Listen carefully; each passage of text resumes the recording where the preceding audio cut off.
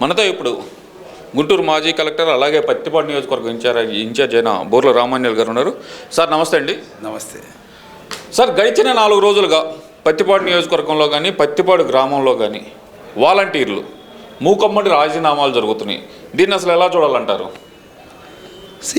నిన్ననే తెలుగుదేశం పార్టీ జాతీయ అధ్యక్షులు నారా చంద్రబాబు నాయుడు గారు వాలంటీర్ వ్యవస్థలో ఉండేది పేద పిల్లలు, చదువుకున్నటువంటి పిల్లలు, వాళ్ళ భవిష్యత్తును కూడా తాకట్టు పెట్టి, ఒక రకంగా ఈ మాట చెప్పడానికి మనకు కొద్దిగా సిగ్గుపడినా వైసీపీ ప్రభుత్వం వాళ్ళ భవిష్యత్తును తాకట్టు పెట్టి 5,000 రూపాయలతో వెట్టి చాకిరీ చేయిస్తుందన్నటువంటి విషయాన్ని మా జాతీయ అధ్యక్షులు గ్రహించి 10,000 రూపాయలు చేస్తున్నారు. ఈ విషయంలో మేము మా వాలంటీర్ సోదరిమణులకు చెప్పేది ఒకటే, ఎవరైతే వైసీపీకి కరడుగట్టినటువంటి కార్యకర్తలుగా ఉండి వాలంటీర్ ముసుగులోకి వచ్చారో వాళ్ళు ఈరోజు రాజీనామా చేస్తున్నారు. కాబట్టి వాళ్ళని గురించి మీరు ఏం కంగారు పడాల్సిన పని లేదు. ఎవరైతే మీరు కేవలం మాకు ఊర్లోనే ప్రభుత్వ సాయంతో వచ్చే డబ్బులే మాకు చాలు, మా కుటుంబాలు గడుస్తాయి అనేటువంటి నమ్మకంతో ఉన్నారో వాళ్ళు మీరు నిష్పక్షపాతంగా మీ విధులు నిర్వహించండి. తప్పకుండా మిమ్మల్ని హక్కును చేర్చుకుంటాం. మీకు మా బాబు గారు ఏదైతే 10,000 రూపాయలు పారితోషికం అన్నారో, వేతనం అన్నారో, అది మీకు వర్తింపజేసే బాధ్యత ఒక మాజీ ఐఏఎస్ అధికారిగా నేను తీసుకుంటా. కానీ ఇక్కడ ముఖ్యంగా చూసుకోవాల్సింది ఏంటంటే సార్, ఒక పత్తిపాడు నియోజకవర్గానే కాదు, దాదాపు రాష్ట్ర వ్యాప్తంగా 25,000 నుంచి 35,000 మంది వాలంటీర్ల చేత రాజీనామా. వీళ్ళందరినీ బూత్ ఏజెంట్లుగా వాడుకోవాలని చెప్పి ఒక ప్రయత్నం జరుగుతుందని చెప్పి బయట వస్తున్న మాటలు అసలు ఎలా చూడవచ్చు అంటారు దీన్ని? ఇక్కడ వైసీపీ ప్రభుత్వ విధానాలు మనం చూస్తే వాళ్ళ స్వార్థం కోసం ఎవరినైనా బలి చేస్తారు. ఇది పెద్ద స్థాయి చిన్న స్థాయి అనేది ఏమీ లేదు. వైసీపీ ప్రభుత్వంలో హయాంలో ఐఏఎస్ ఆఫీసర్లు కోర్టులతో చివాట్లు, కోర్టుతో కేసులు, కోర్టులలో జైలు శిక్షలు కూడా అనుభవించారు. ఇంకా ఇప్పుడు వాలంటీర్లు కూడా ఈరోజు ఇబ్బంది పడుతున్నారు.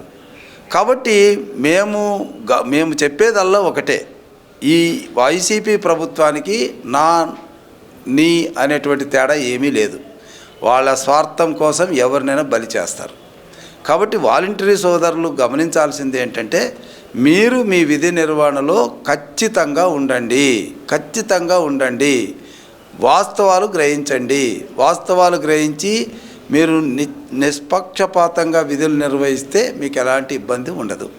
కానీ నిన్న చంద్రబాబు నాయుడు గారు వాలంటీర్లకి 10,000 ఇస్తామని చెప్పి ప్రకటించిన వెంటనే వైసీపీ నాయకులు బయటకు వచ్చి చేస్తున్న వ్యాఖ్యలు, గతంలో ఇదే వాలంటీర్లని దూషించిన చంద్రబాబు నాయుడు ఈరోజు ఎలక్షన్ల దగ్గరికి వచ్చేతలకు వాళ్ళు కాళ్ళు పట్టుకోవడానికి కూడా సిద్ధపడ్డారు అంటూ ఈ వైసీపీ నాయకులు చేస్తున్న కామెంట్లను ఎలా చూడాలంటారు? మరి వైసీపీ వాలంటీర్లు అనేటువంటిది వైసీపీ సొత్తా ఏంటి? వాళ్ళు ఈ రాష్ట్రంలో ప్రజలు, యువకులు, ఉద్యోగాన్ని చేయడానికి అర్హత ఉన్నటువంటి వాళ్ళు. అంతే తప్ప వైసీపీ వ్యవస్థకు బానిసలు కాదు, వైసీపీ వ్యవస్థకు కట్టు బానిసలు కాదు. వాళ్ళకి స్వేచ్ఛ స్వతంత్రాలు ఉన్నాయి. వాళ్ళు ఇష్టం వచ్చిన ప్రభుత్వంలో పనిచేయడానికి, ఇష్టం లేకపోతే బయటికి వెళ్ళడానికి వాళ్ళకి హక్కులు ఉన్నాయి. ఈ విషయం మర్చిపోయి ఏదో వాలంటీర్ అంతా వాళ్ళ జాగిర్ అన్నట్టుగా భావించడం చాలా తప్పు. ఈరోజు నేను వైసీపీ నాయకులకు చెప్తున్నా, నీకు 4 లక్షల పైచిలకు ఉన్నటువంటి వాలంటీర్ వ్యవస్థలో, లేదా 2 లక్షలే అనుకుందాం, 2 లక్షల పైచిలకు ఉన్నటువంటి వాలంటీర్ వ్యవస్థలో నీ మాట నమ్మి రాజీనామా చేసింది ఎవరు? 25,000 మంది. 25,000 మంది అంటే నీ ఏదైతే పార్టీ కార్యకర్తలుగా ఉన్నారో వాళ్ళు చేశారు. మరి మిగిలిన 2 లక్షల పైచిలకు ఇప్పటికీ రాజీనామా చేయలేదే. మీ వాళ్ళు ఎంత ఒత్తిడి చేసినా, ఎంత ఇబ్బందులు పెట్టినా వాళ్ళు మీ మాట వినలేదంటే అర్థం ఏంటి? కాబట్టి వాలంటరీ వ్యవస్థ మీ చెప్పు చేతుల్లో ఉంది అని అనుకోవడం మీ భ్రమ. ముఖ్యంగా పేరు నాని గారు సార్, అసలు దీని మీద అసలు వాలంటీర్లు అమ్ముడు పోతారు అనుకోవటం మీ భ్రమ అంటూ ఆయన పదే అసలు ముఖ్యంగా చంద్రబాబు నాయుడు గారిని టార్గెట్ చేసి వీళ్ళు మాట్లాడటం, అలాగే జగన్మోహన్ రెడ్డి ప్రతి సభలో కూడా ఈ అవ్వాతాతలు చనిపోవడానికి ముఖ్యమైన కారణం చంద్రబాబు నాయుడు గారని ఆయన పదే ప్రకటనలు చేయడం, దాని మీద ఈసీ సీరియస్ అయినా సరే ఎలక్షన్ కమిషన్ మాటలను కూడా పట్టించుకోకుండా ఇదే వ్యాఖ్యలు ఎందుకు చేస్తున్నారు అనుకోవచ్చు అంటారు? ఏమండి, వాలంటరీ వ్యవస్థలో ఉన్నటువంటి వాళ్ళు పేదలే కావచ్చు, వాళ్ళకి ఆస్తులు అంతస్తులు లేకపోవచ్చు, కానీ ఆత్మగౌరవం ఉందన్నటువంటి విషయం వైసీపీ నాయకులు మాట్లాడేటప్పుడు గుర్తుంచుకోవాలి. ఎవరు అమ్ముడుపోతున్నారండి? అమ్ముడుపోవడానికి ఏమైనా కాయగూరల మార్కెట్లో వాళ్ళు ఏమైనా కూరగాయలా? వాళ్ళు ఒక మనుషులు, వాళ్ళకు ఒక ఆత్మగౌరవం ఉంది. ఎవరు అమ్ముడుపోవడం లేదు. నేను ఈరోజు చెప్తున్నా, వైసీపీ నాయకులే ఎలక్షన్ కమిషన్ నియమ నిబంధనల్ని వ్యతిరేకించి వాళ్ళ మెడ మీద కత్తి పెట్టి వాళ్ళని సమావేశాలకు పిలిచి వాళ్ళకి డబ్బులు ఇచ్చినా కొంతమంది హాజరై డబ్బులు తీసుకున్నారు తప్ప ఎంటైర్ వాలంటీర్ వ్యవస్థ వచ్చి డబ్బులు తీసుకోవడం లేదు. ఇది గమనించాలా. ఈరోజు వాళ్ళకి తాయిలాలు ఇస్తున్నది వైసీపీ, వాళ్ళకి ప్రలోభాలు పెడుతున్నది వైసీపీ. చంద్రబాబు నాయుడు వాళ్ళని ప్రలోభ పెట్టలా. చంద్రబాబు నాయుడు విధానాన్ని ప్రకటించాడు. అయ్యా, మీరు ఒక డిగ్రీ చేసిన వాళ్ళని, బీటెక్ చేసిన వాళ్ళని, ఇంజనీరింగ్ పీజీ చేసినటువంటి పిల్లలతో పని చేయించుకునే విధానంలో 5,000 రూపాయలు అనేది కట్టు బానిసలకు ఇచ్చేటటువంటి వెట్టి చాకిరి, దీన్ని 10,000కి చేస్తున్నాను అన్నటువంటి విధానాన్ని తెచ్చాడు తప్ప లంచం కాదు. అది మీలాగా తాయిలాలు కాదు. అర్థం చేసుకొని మాట్లాడాలి.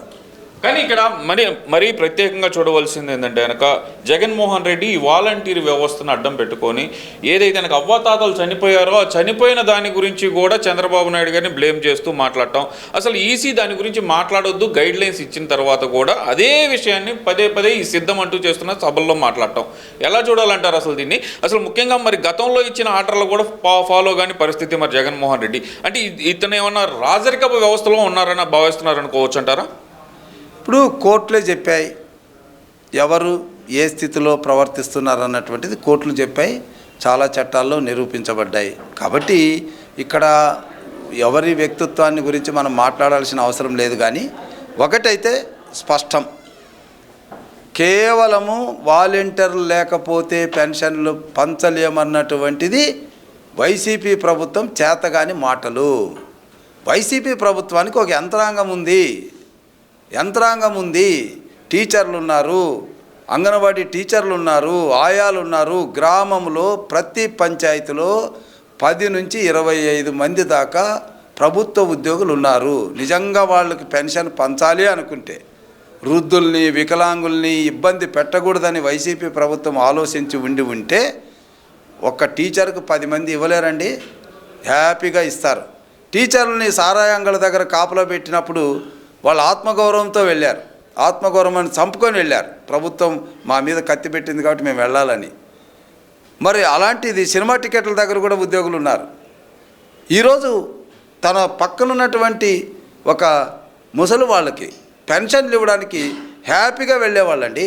వాళ్ళని ఉపయోగించుకోకుండా కేవలం రాజకీయం చేయాలనేటువంటి ఉద్దేశంతో చేయడమే తప్ప ఏం గతంలో వాలంటీర్ లేనప్పుడు పెన్షన్లు పంచలేదా? ఇంటింటికి ఒక విఆర్ఓ పంచాడు, ఒక వివో పంచాడు, ఒక పంచాయతీ సెక్రటరీ పంచాడు.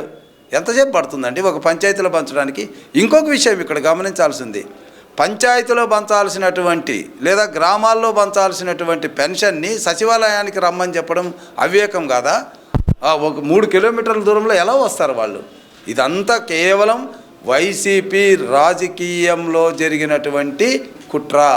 ఇందులో ముసలివాళ్ళు, వికలాంగులు, భర్తలు చనిపోయినటువంటి అభాగ్యులు ఏది కనపడదు. వాళ్ళకి రాజకీయం తప్ప.